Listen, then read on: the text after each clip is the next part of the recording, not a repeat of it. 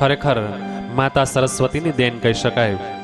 અને ઘણા લાંબા સમયથી, જો કે મેં એની ખાસ વિશેષતા નથી જણાવેલી, કે જયસિંહપરા રાસ મંડળમાં તેઓ લાંબા સમયથી જોડાયેલા છે. અને દર વખતે જયસિંહપરા રાસ મંડળ છે તાલુકા કક્ષા કે રાજ્ય કક્ષાએ પ્રથમ આવે છે.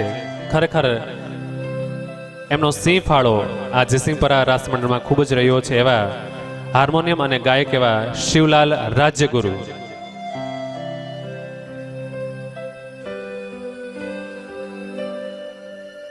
બેન્જો પર પોતાની થાપ જે જમાવી રહ્યા છે, લાંબા સમયના અનુભવી કહી શકાય, આપણા વડીલ કહી શકાય, એવા કે જેમના ચરણો સ્પર્શ કરીને આશીર્વાદ મેળવવા પડે એવા બેન્જો વાદક બાલગીરી બાપુ.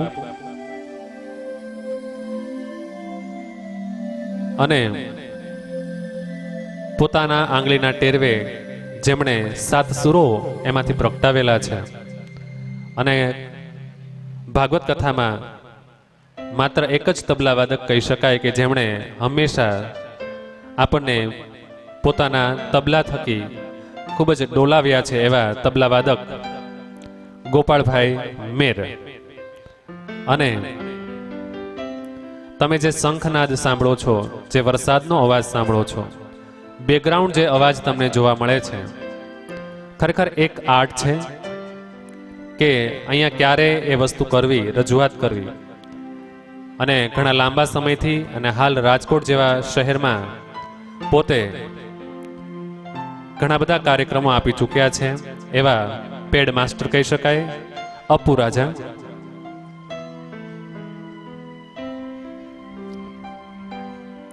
પોતાના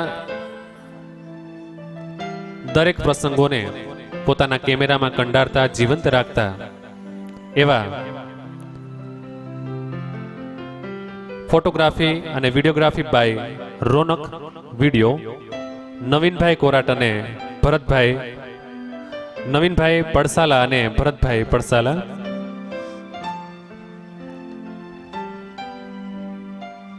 અને જેઓ પૂજા વિધિ સંભાળી રહ્યા છે, તેમજ જેઓ હાલ અમદાવાદ રહે છે, તેવા વ્યાસપીઠ પર વિરાજમાન પૂજ્ય શાસ્ત્રીના મોટા ભાઈ કહી શકાય તેવા પરમ વંદનીય, પરમ પૂજનીય એવા પૂજાના આચાર્ય શ્રી દિનેશભાઈ જોશી, કે આપ સૌને ફરીવાર આ સૌથી અવગત કરાવી રહ્યો છું.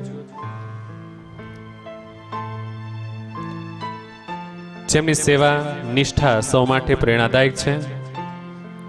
જામકંડોળાના વતની, પરંતુ સદગુરુના આશ્રમમાં એટલે કે નિજાનંદ આશ્રમમાં પોતાની સેવા દ્વારા ગૃહદયમાં જેઓ શ્રેષ્ઠ સ્થાન પામ્યા છે, એવા પોઠી પાઠ કરનારા કૈમાશભાઈ પંડ્યા,